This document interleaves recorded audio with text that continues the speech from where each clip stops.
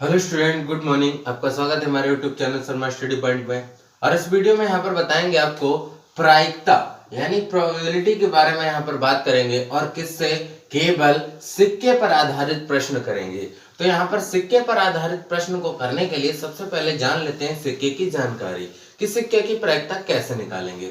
तो यहाँ पर देखिए, मैं यहाँ पर ये क्वेश्चन तो लिखे हैं, इनका आंसर अभी बता रहा हूँ। इसके पहले हम जान लेते हैं कि सिक्के में कैसे हम सिक्के को डिफाइन करेंगे।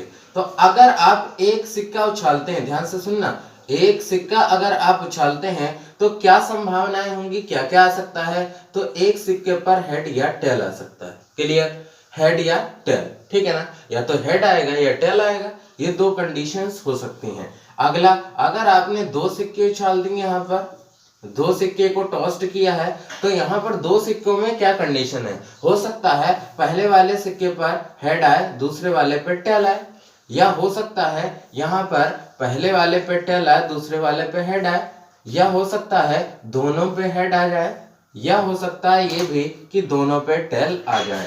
तो यहाँ पर कितनी कंडीशंस हो गई? चार कंडीशंस हो गई। एक, दो, तीन, चार, चार कंडीशंस हो गई यहाँ पर, और यहाँ पर दो हैं।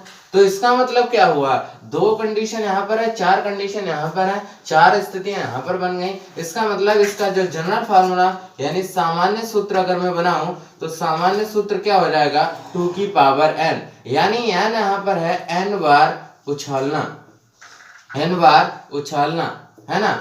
तो यहाँ पर सिक्के को अगर आप n बार उछालोगे तो यहाँ पर आप लगा सकते हो। अगर आपने मान लो कि 4 बार सिक्के को उछाल दिया है, 4 बार 4 टाइम्स उछाला है सिक्के को, तो 2 की पावर 4 हो जाएगा। तो 2 इंटू 2 इंटू 2 इंटू 2 ये हो जाएगा। 2 टू 4, 2 8, 8 टू 16, यानी 16 बार जो है कंडीशन प्राप्त होंगी, यानी 16 यानी 16 जो है स्थितियां प्राप्त होंगी। बात क्लियर है? अब देखिए यहाँ पर बात कर लेते हैं, इतना तो क्लियर होगा कि 2 की पावर n इसमें पॉसिबल कंडीशंस हो सकती हैं, क्योंकि एक में जब दो हैं तो इसी तरीके से इसमें 4 हैं, इसमें फिर अगले में 3 में 8 होंगे, फिर अगले में 16 होंगे। तो ऐसे कंडीशंस हमको प्राप्त हो सकती हैं। तो यहाँ पर ये बात समझ गए हैं। अब हम आप बात कर लेते हैं प्रायिकता की। तो यहाँ पर देखिए, इसको मैं हटा देता हूँ, यहाँ पर बात करूंगा प्रायिकता की, क्वेश्चन की बात करूंगा। जो हमने क्वेश्चंस यहाँ पर लिए हैं उन क्वेश्चंस को आपको समझाता हूँ, देखिए ध्यान से।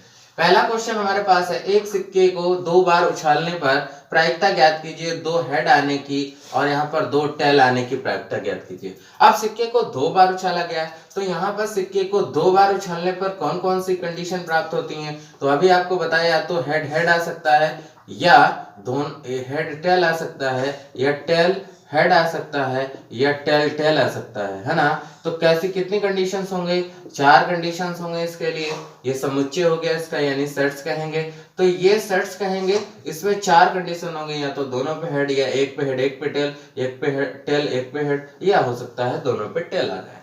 तो ये कंडीशन कुल कितनी हो गई? तो यहाँ पर कुल संभव स्थितियां कितनी है? संभव स्थितियां तो यहाँ पर लिख लेते हैं, कितनी हो गई यहाँ पर? 4, ठीक है ना, 4 हो गई संभव स्थितियां।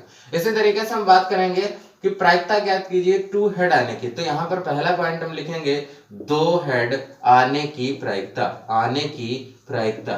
तो यहाँ पर प्रायिकता का फार्मूला देखिए ध्यान से, एन बराबर होता है यहाँ पर इस तरीके से, ऐसा लिख लीजिए, P इक्वल टू यानी प्रोबेबिलिटी ऑफ इवेंट, यहाँ पर घटना घटने की प्रायिकता क्या होती है? NE upon NS। देखिए NE अपॉन NS क्या है? यहाँ पर टोटल नंबर ऑफ यहाँ पर अनुकूल घटनाएं हैं, फेवरेबल कंडीशन है कि कितनी स्थितियां प्राप्त हो रही हैं, और यहाँ पर टोटल है, ठीक है ना, सम है। तो इसी तरीके से अगर हम बात करें 2 हेड आने की, तो आप देख लीजिए इस सेट में 2 हेड कहाँ कहाँ पर आ रहे हैं। तो 2 हेड यहाँ पर आ रहे हैं और बाकी कहीं भी नहीं है। तो यानी 2 हेड प्राप्त होने की केवल एक कंडीशन है, एक स्थिति है, यानी NE का मान कितना हो गया?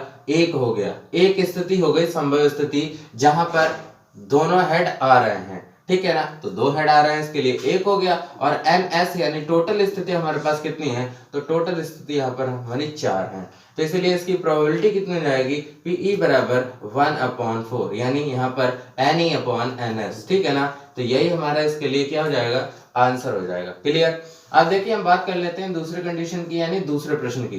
तो दूसरा प्रश्न हमारे पास यहाँ पर है, क्या लिखा हुआ है? प्रायिकता ज्ञात कीजिए 2 टेल, यानी 2 यहाँ पर टेल आने की प्रायिकता ज्ञात कीजिए। तो यहाँ पर 2 टेल आने की प्रायिकता, 2 टेल आने की प्रायिकता क्या हो जाएगी, ध्यान से देखेंगे तो यहाँ पर पीई लिखेंगे बराबर एनई अपॉन एन एस। अब देखिए दो हेड आने की यहाँ पर प्रायिकता थी 1/4 और यहाँ पर बात करेंगे दो टेल आने की, तो दो टेल कहाँ कहाँ आ रहे हैं, तो ये आ रहे हैं, केवल एक संभव स्थिति है दो टेल आने की, तो यहाँ पर हो जाएगा P इक्वल टू बताइए एन अपॉन एन एस, यानी एन का मान कितना हो जाएगा 1 और एन एस का मतलब यहाँ पर 4 कंडीशन है टोटल, तो इसलिए इसकी प्रोबेबिलिटी हो जाएगी 1/4। ठीक है ना।